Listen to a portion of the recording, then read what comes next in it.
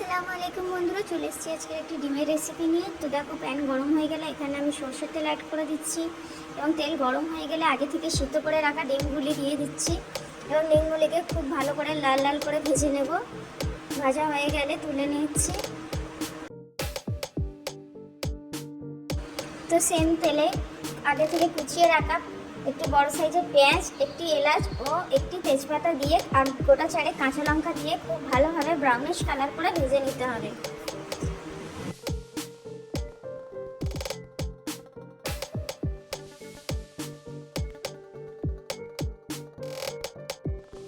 তো তোমরা দেখতে পাচ্ছ ভালো করে বাদামি কালার হয়ে গেলে এর মধ্যে আদা রসুন বাটা এবং পরিমাণ মতো 2 চামচ টক দই, হলুদের গুঁড়ো 1 চামচ এবং 1 চামচ ধনে গুঁড়ো, স্বাদ মতো ঝাল এবং পরিমাণ মতো নুন দিয়ে খুব ভালো করে মশলাটাকে কষিয়ে নেব 2 থেকে 3 মিনিট।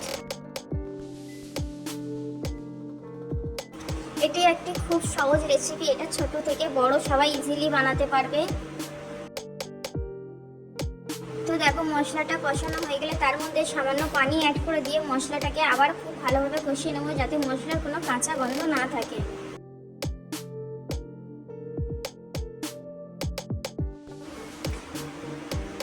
তো দেখতেই পাচ্ছ মশলাটা খুব ভালোভাবে কষানো হয়ে গেছে এবং মশলা থেকে তেল ছেড়ে দিয়েছে। এর মধ্যে আগে থেকে ভেজে রাখা ডিমগুলি দিয়ে দেবো, দিয়ে খুব ভালোভাবে 2 থেকে 3 মিনিট কষিয়ে পরিমাণ মতো পানি দিয়ে দেবো।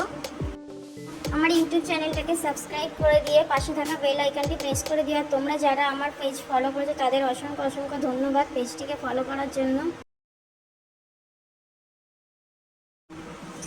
তো এই পর্যায়ে আমি 1 চা চামচ গরম মশলা অ্যাড করে দিচ্ছি, দিয়ে খুব ভালোভাবে ফুটিয়ে নেব। তো এটা ছিল ফাইনাল লুক। ভালো লাগলে অবশ্যই লাইক শেয়ার কমেন্ট করে পাশে থাকা ভিডিওটি দেখার জন্য অসংখ্য ধন্যবাদ।